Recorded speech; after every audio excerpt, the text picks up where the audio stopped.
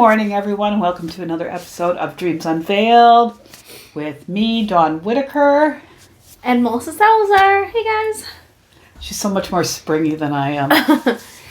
Today, we have a dream really about boundaries. And unfortunately, as a counselor, this is a dream that I hear in so many, not the dream, but this is the real life experiences of many people for different reasons. So I'm really happy to be able to do this, to go over this dream. In the meantime, I hope everyone is doing very well, and I will ask, please submit dreams to us. We could use some dreams. Yep, even nightmares, good dreams, bad dreams, nightmares, all of them. And they're all good, and they are all going to help you in your journey in life. And last week we just had a dream about about really finding your voice and not being silenced.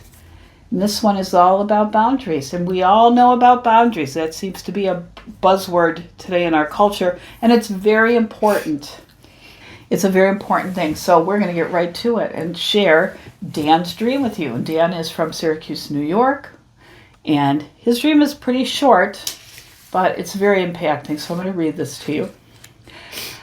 I was in my truck going to my parents' house in Baltimore.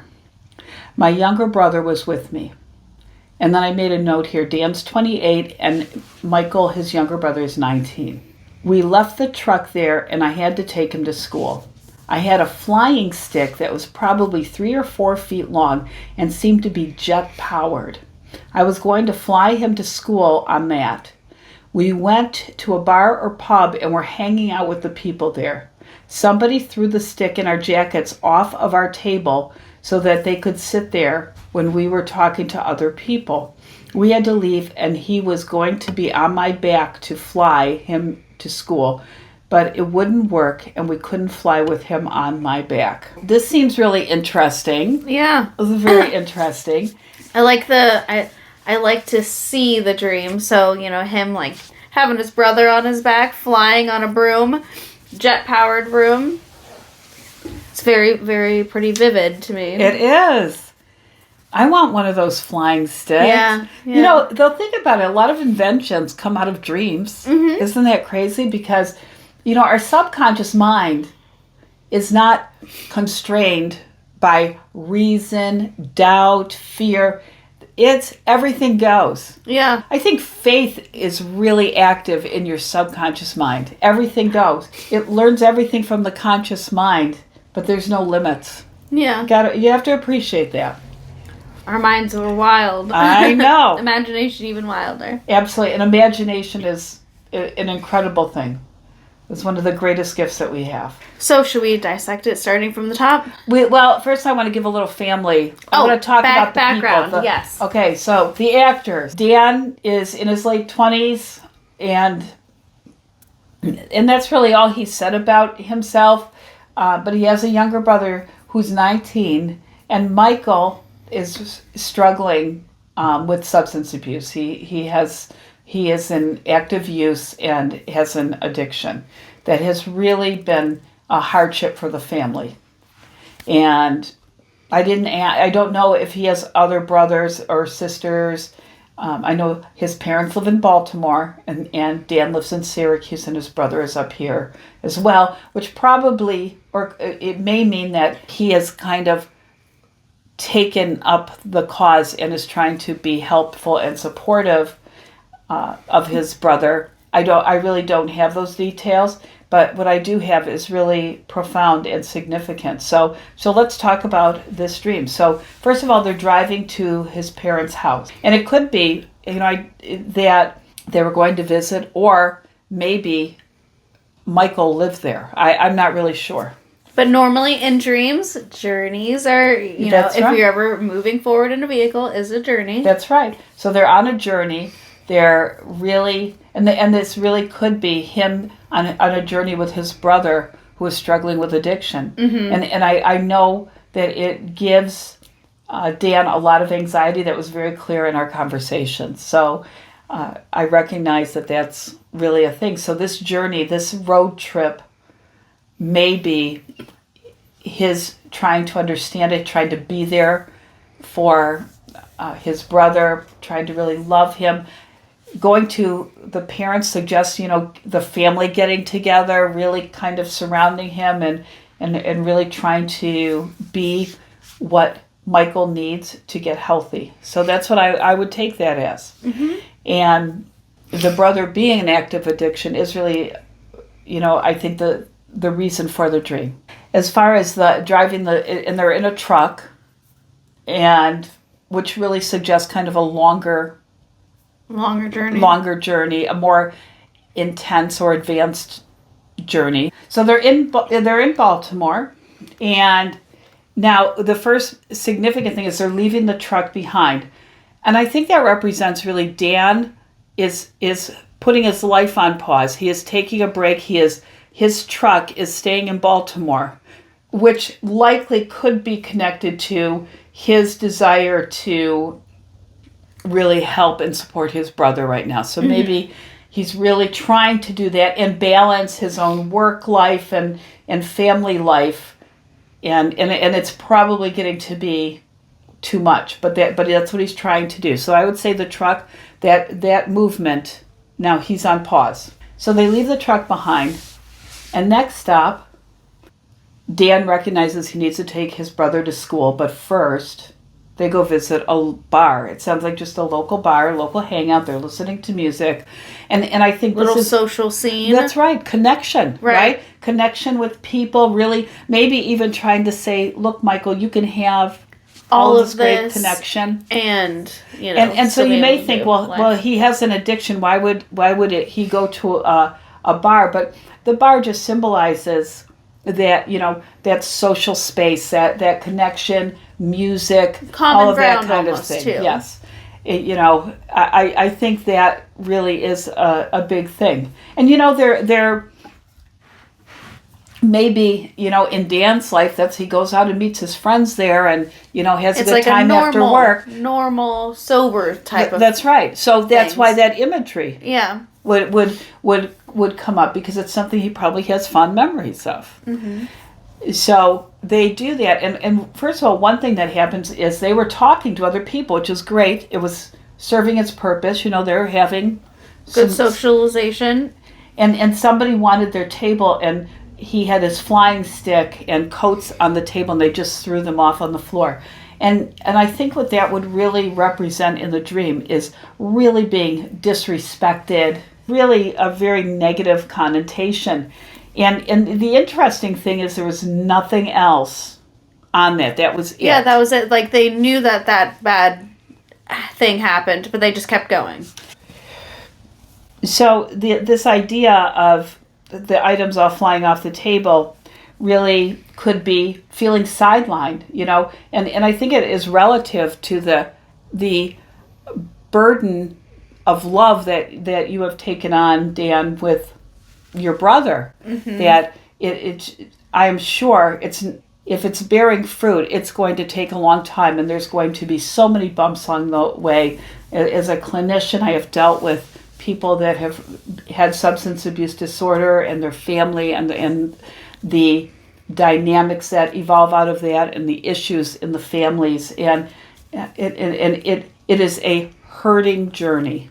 It is really a hurting journey, and the people who love people that are struggling, that are in recovery, that are really struggling, keep doing what you're doing, but have healthy boundaries. I really want to say that because connection is the key to sobriety and connection. And that is why I think when people find God in all of that is such a great thing to really be enough's enough, and really can be stable in recovery. Yeah, I believe that too.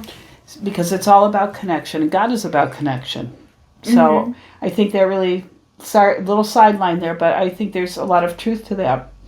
So the other thing that the bar represents, so if we really want to think about it, it is a place of temptation. And probably that, there have been times where Dan has maybe been with Michael in places of temptation. That could be, if he was picking up drugs somewhere, if he was giving him a ride somewhere, there could be any number of things. And Dan may not be trying to reinforce the behavior, but he may be just trying to keep his brother safe. Right. There's all kinds of issues that come along with trying to really support somebody who is actively using drugs. I think that, the throwing of the things off the bar or off the table, chaos, right? Always. Chaos, anxiety. I mean, think about everything that is going with that support. And it's a beautiful thing to love somebody that much. It truly is. I'll tell you, when I counsel people that have been in recovery for 5 years or more, one of the biggest things that they can say is that my family stayed around me, or my wife was really supportive, or, they really had support, or my kids were right there with me. And I think that's really a big thing. But you've got to have healthy boundaries in doing this. And I think that what we're going to find out with this is that Dan's boundaries aren't healthy anymore. And then you have real decisions to make. If you hard decisions. If you are letting I've firsthand have experienced this through, well, it's not firsthand, I've experienced this through many people that I've counseled and running a ministry for homeless, that you can have these great intentions. I'm going to let so-and-so stay with me and everything. And then they steal everything from you, and they take all your money, and, they're not grateful. Addiction is a governor in somebody's life. And, it becomes their focal point. And they don't want it to be that way. But there is a point where be the greatest support you can, but you've got to have healthy boundaries. And I have watched people that are struggling in addiction actually destroy family members because they're not doing enough. They're not really giving them money. They're not finding jobs for them that they don't have a place to live, and the family have healthy boundaries, but they're trying everything to be as supportive as possible, and it's not really being taken well by the person that with the substance abuse disorder. Right, because they need to have the want to get better for themselves too. Absolutely. So here's the big thing. In the end, now Michael needs to be taken to school. And I think the representation there is Michael needs to be taken to a place where he can learn, where he can be taught, where he can grow. So he can get better. Yeah, so it could be a representation of treatment. I think so. Of some kind. I think so. That's the first thing I that was coming to me, and I feel like, him, Dan having the responsibilities. That's right.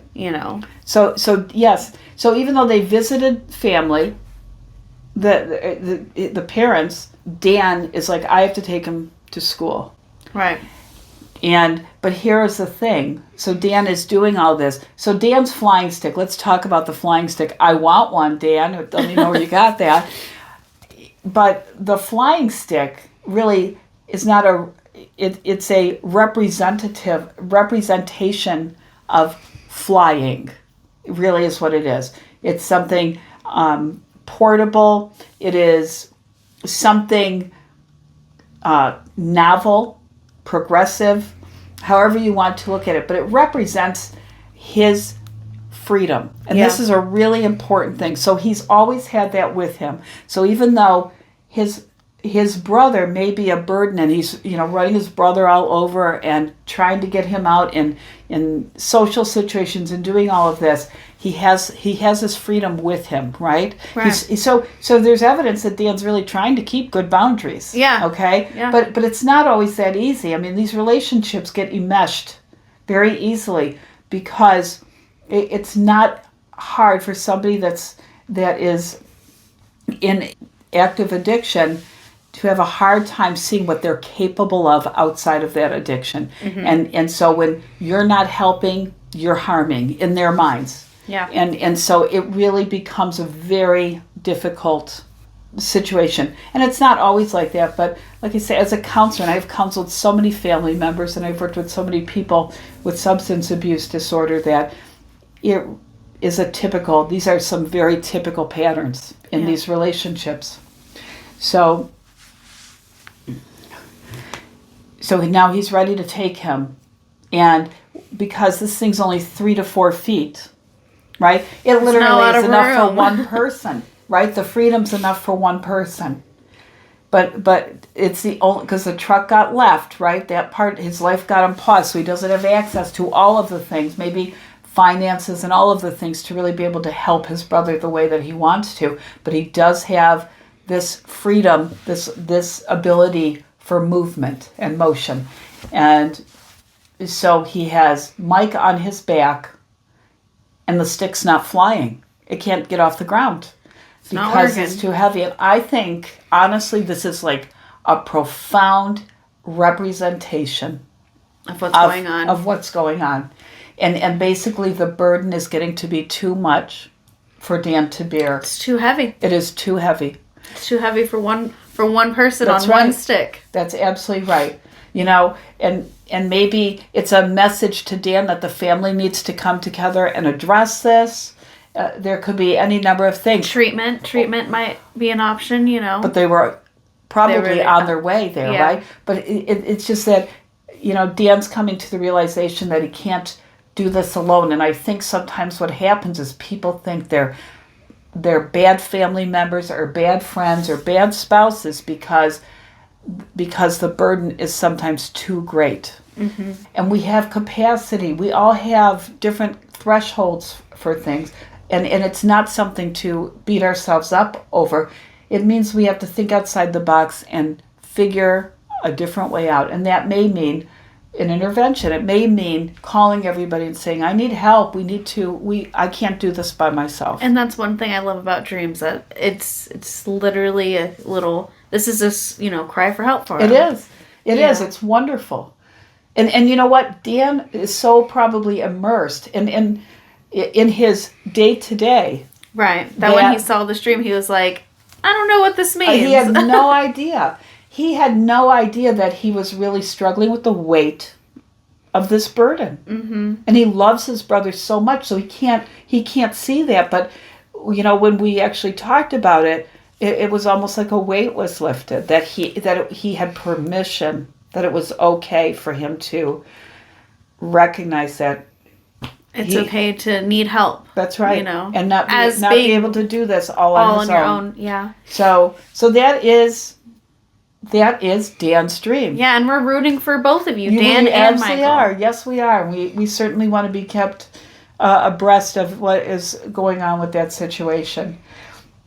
And Dan, feel free to call me because we'd already talked about some resources, and there are plenty more. Anyway, it's a sad dream, but it's a happy dream. And I have seen people overcome. I have seen people that have been in recovery for 20, 30 years going and still going strong. So it certainly is a possibility, but it's a tough walk. And God bless all the people that walk with the people that need it. So yeah. Well, that's our dream for today. It is.